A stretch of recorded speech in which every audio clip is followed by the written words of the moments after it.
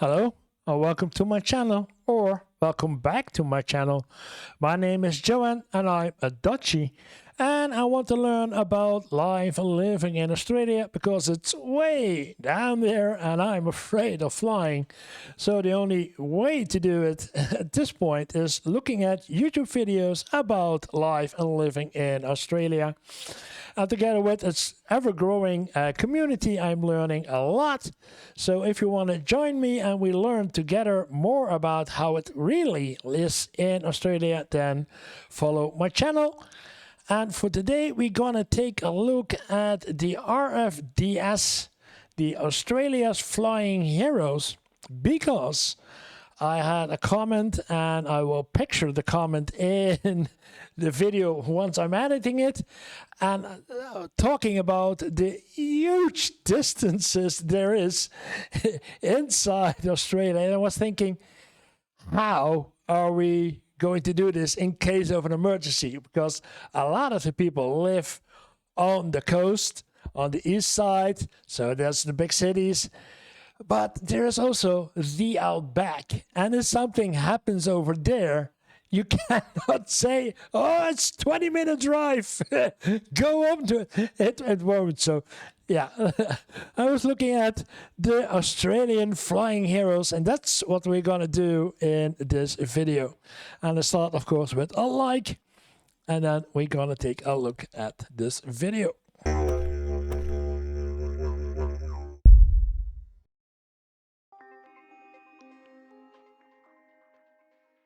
It's 6:30 p.m. A resident of the Kangaroos community falls off a Volume a bit higher. And then again. It's 6:30 p.m. A resident of the Kangaroos community falls off a ladder and is knocked unconscious. Found by a friend, it's clear that the patient has received significant head trauma and needs to be evacuated to a hospital quickly. In the most remote part of the Australian Outback, there are no hospitals for hundreds of miles. An ambulance to the nearest hospital could take upwards of half a day just to reach our patient, whose condition is deteriorating fast. Half a day by ambulance. Oh. Just imagine. Someone over here in Europe would say, what? Half a day? Half a day. And then driving high speed, of course, but cautious. Do they need the warning lights? I don't think that anyone is up there. Oh.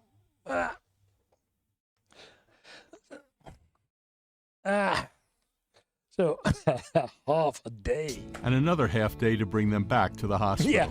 Another resident calls 1300, contacting the only service capable of getting there in enough time to give our patient a fighting chance before they deteriorate too much.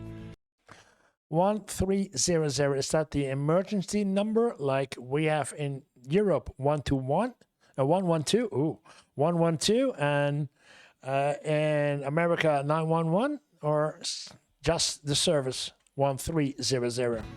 The call is received by dispatch at the Royal Flying Doctor Service in Alice Springs, 390 miles away. Alice Springs is the nearest city capable of treating our patient effectively and the closest RFDS base.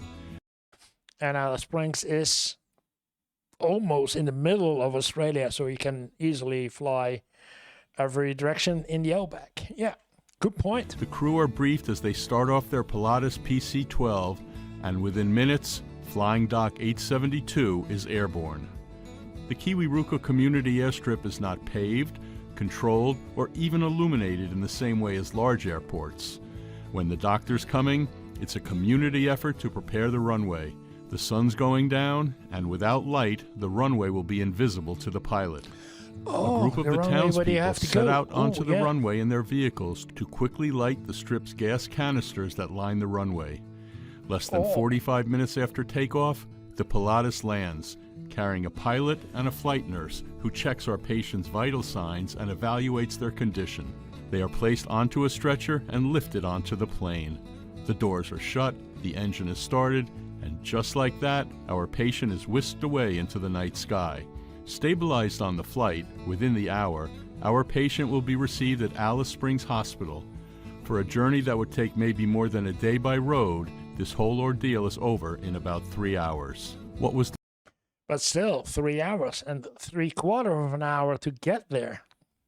described just now is what is dealt with day in, day out by Australia's Royal Flying Doctor Service, or RFDS. Founded on the 5th of May 1928, the RFDS is the world's oldest air ambulance service, standing at 94 years old at the time of writing, 2022. Like most air ambulances, the RFDS is a charitable, non-profit organization relying on the donations of others to maintain their life-savings operations all across the Australian Outback. So it's a private company. It's not funded by the government. Why? It's vital. An air ambulance service like the RFDS is truly essential in a country as sparsely populated as Australia, as there are countless towns, villages, and settlements hundreds of miles from the nearest hospital, and transportation by road is simply not practical when time is of the essence in a country so vast. The RFDS found its beginnings in the mind of the Reverend John Flynn in 1912. Posted to remote parts of the Australian state of Victoria, Flynn saw that people who felt ill and needed urgent medical attention would have to travel for tens or hundreds of miles for days on end, using a primitive road system in primitive vehicles, or a horse and cart, or even on camelback. This method of transport was not sterile, it was slow, and allowed patients to die en route, provided that transport was even available at all. Yeah. In those days, big chance. During the mid-1910s, Reverend Flynn initially set up hospitals in bush communities under the Australian Inland Mission. However, this still left patients out on ranches outside the sphere of any practical medical coverage. Flynn had previously written numerous pamphlets on the subject, one of which, A Call to the Church, left an impression on one John Clifford Peel, a medical student with an interest in aviation. Peel soon wrote to the Reverend regarding the possibility of using aircraft as a quick method of communication in rural areas, something which the two discussed greatly until Peel joined the Australian Flying Corps as a pilot in 1917 and was deployed to the Western Front in Europe. 1917. Oh, you went to front in Europe? Oh. But the idea didn't die with Peel's departure from Australia. During his voyage, Peel continued to brainstorm the project. While on operation in September 1918, however, Peel crashed while on a reconnaissance flight over northeastern France, dying as a result. Despite this, the idea did not die with Peel. With aircraft at the time few and far between, Reverend Flynn initially used Peel's legacy of improved outback communication with the support of innovative human/pedal-powered radio transmitters, transmitting Morse code, and the human voice later on as the technology improved throughout the 1920s. Yeah, there was no electricity, of course. Yeah. Smart. We did it with bikes. But the idea of a flying doctor service never left Reverend Flynn's mind. Throughout this time, the Reverend undertook countless fundraising activities with the aim of somehow procuring an aircraft.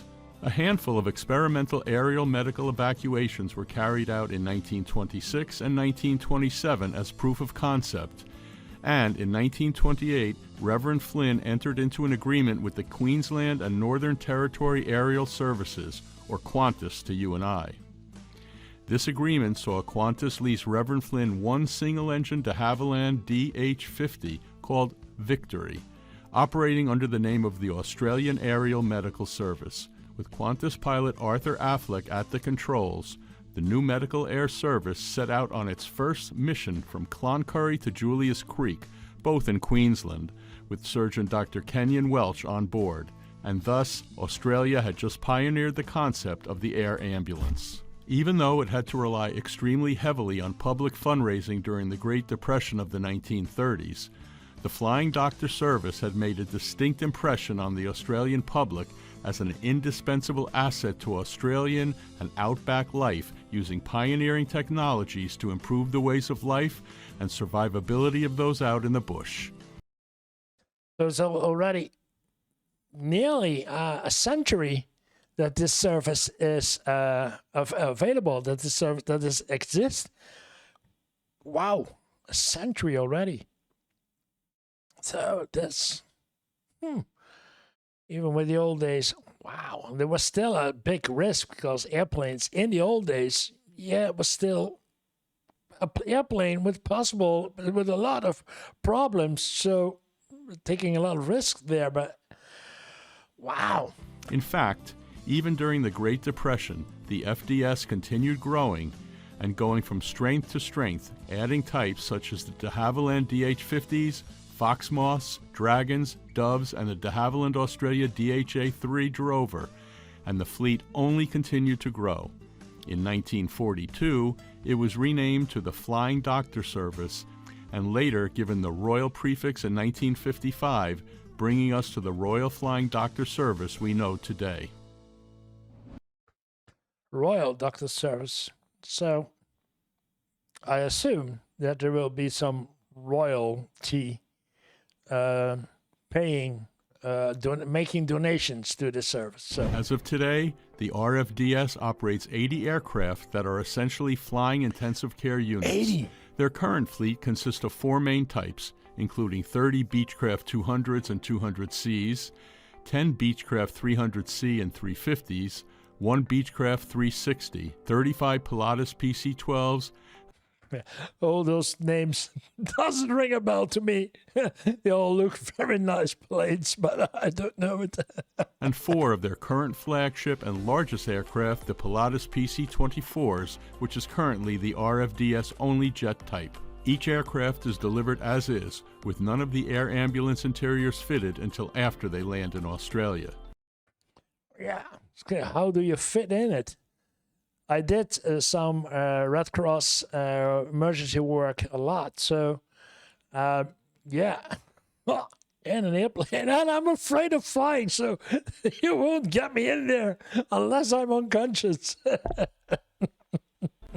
These interiors consist of what you might find in the back of a regular ambulance, such as space for stretchers, ventilators, IV drips, and other equipment that can be used to stabilize a patient before they arrive at the hospital. Each refit of the cabin will usually take an average of 760 man-hours per aircraft. The difference between the different generations of Beechcraft aircraft in the RFDS fleet is largely mechanical. Are they only airplanes, or do they also use helicopters?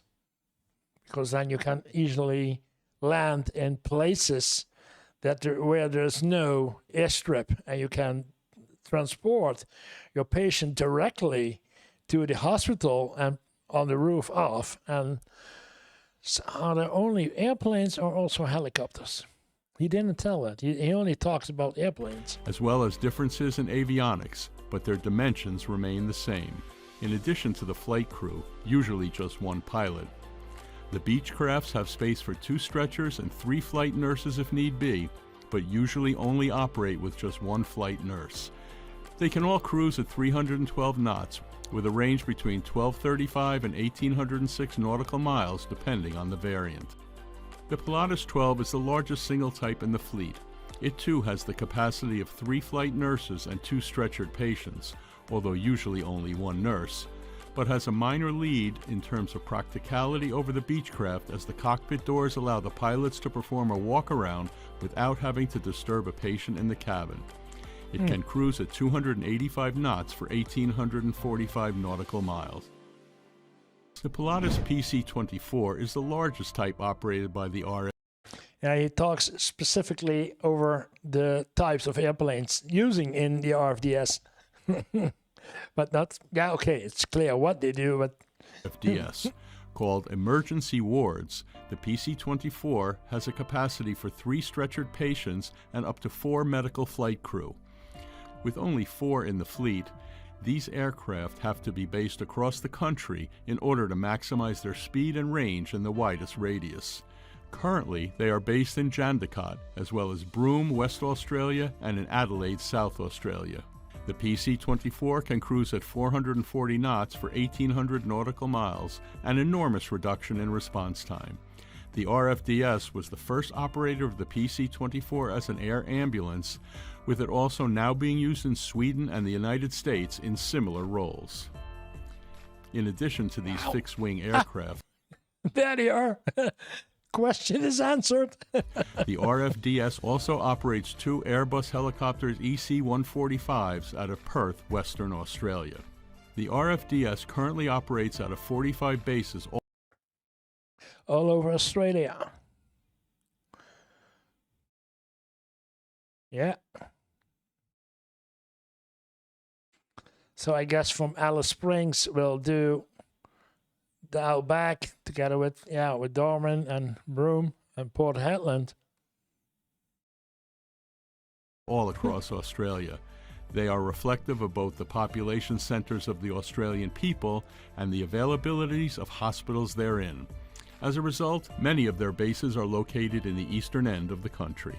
Their aircraft have some of the highest utilization of their class. For example, the average Pilatus PC-12 will gain only around 200 flight hours in comparison to the RFDS PC-12s, which accumulate an average of 1,600 per year. That's roughly 4 hours, 25 minutes a day spent in the air just for this single type, which is testament to how vital a service they are and a testament to their commitment to the Australian people. 4 hours every day times the number of airplanes. Unimaginable. A call-out can be anything from an infection to a major car crash and everything in between. It can happen anywhere, at any time. Sometimes they even have to use roads as emergency landing strips. The pilots and medics are some of the most highly skilled and most highly motivated, highly prized, and highly regarded flight crews in the world, ready to assist anyone, anywhere, at any time of night or day. Yeah, of course. Wow. Commander, though. Yeah, really. This is the mission they agreed to complete when flying to the furthest corner, delivering the finest care. It is safe to say that Reverend John Flynn would be truly proud of his Royal Flying Doctor's service. And I guess not only he, but the rest of Australia too. This is something I heard about it. Of course, you know, when we talk about the flying doctors in Africa, but this is also amazing. It's the only way when you have a country large enough to be an entire continent with sparsely spread villages all over it. Yeah, it's just the only way. It's wow, but I didn't know that this was a private funded organization. I expected this was sometime from the states or federal funded to them, but it's private. I guess, of course, the states will subsidize this, but in basic, it is only built on living on donations. Wow. Wow. Good. Interesting video. I will look further for it because I need more info, but this is great. This is already a great video. Oh.